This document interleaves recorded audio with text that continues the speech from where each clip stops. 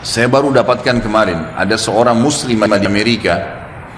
Dia tinggal di sebuah pemukiman di Amerika itu, yang di situ banyak geng-geng penjahat. Orang-orang yang berkulit hitam yang tiap hari memerkosa, membunuh orang, saling perang. Tapi dia nggak bisa apa-apa karena memang dia tinggal di wilayah situ bersama dengan orang tuanya. Tapi karena orang tuanya mendidiknya Islam, dia pakai jilbab. Setiap hari dia harus melewatin gang-gang orang-orang ini. Jadi dia berusaha supaya tiba di rumah sebelum terbenam matahari. Karena kalau sudah malam, sudah gelap, udah kumpul tuh geng-geng semua di situ. Ringkas cerita adalah, cerita kisah nyatanya, muslimah ini pulang dari kampusnya agak malam pada satu hari. Sudah gelap, dia nggak punya pilihan, harus melewatin gang-gang yang penuh dengan orang-orang jahat ini. Dia bilang, saya waktu mau lewatin gang itu menuju ke apartemen saya, rumah susun orang tua saya, ada satu perempuan di depan saya, kelihatannya bukan muslimah, tidak tutup aurat, lagi lewat juga di gang situ. Tiba-tiba saya lihat dengan mata saya dikeroyokin oleh laki-laki itu, dipegangin, ditarik dengan paksa, dimasukkan ke dalam sebuah tempat dan terdengar suara teriak-teriak, kemungkinan diperkosa. Dan mereka sudah punya tim. Jadi yang narik ke dalam itu beberapa orang, nanti diperkosa, yang lainnya berdiri di depan gang seakan-akan tidak terjadi apa-apa. Nanti mereka gantian memerkosa orang, hampir tiap hari pekerjaan begitu. Maka muslimah ini mengatakan, saya lihat depan mata saya itu, tapi saya nggak bisa berhenti. Saya mau kemana? Mau ke kampus sudah tutup, mau ke tempat teman-temannya jauh, rumahnya tinggal beberapa langkah, harus dilewatin. Dia bilang, lalu saya berdoa kepada Allah, ya Allah, sebagaimana aku meyakini kamu ada, kamulah yang telah memerintahkan aku untuk menjaga kehormatanku, jagalah kehormatan ini. Dia bilang, lalu saya bertawakal, jalan aja sudah, apa yang terjadi terjadi, karena nggak ada opsi.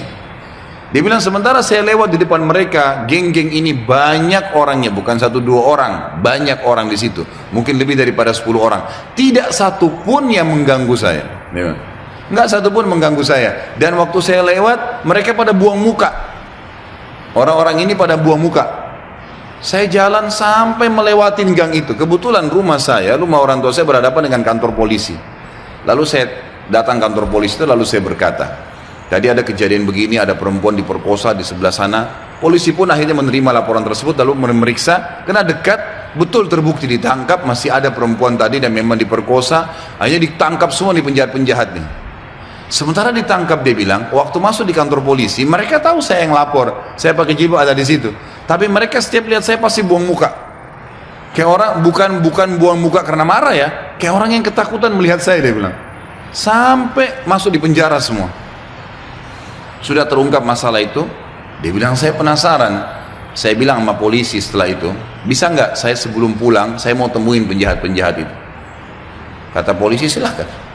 Datang ke sana, dikawal, dia datang, dia tanya, waktu dia bilang saya masuk ke penjara, semuanya pada tunduk, gak ada yang berani lihat saya. Saya jadi bingung, ada apa sebenarnya, gitu kan? Saya seorang wanita cuma pakai jilbab. Ini penjahat-penjahat terkenal tiap hari perkosa orang, tiap hari bunuh orang, gak ada yang ditakutin, gitu kan? Maka saya bertanya, saya mau tanya, saya yang ngelaporin kalian, gitu kan? Maka semuanya ada satu orang yang menjawab, mengatakan kami tahu kalau kamu yang melaporin, gitu kan? Terus kata si perempuan ini, kalian tidak marah dengan saya? Karena ini nanti ke depannya siapa tahu mereka lepas dendam. Nggak ada yang nyaut, diam aja semuanya. Terus dibilang, saya mau tanya, kenapa waktu saya lewat tidak ada di antara kalian yang mengganggu saya? Saya ingin tahu apa sebabnya.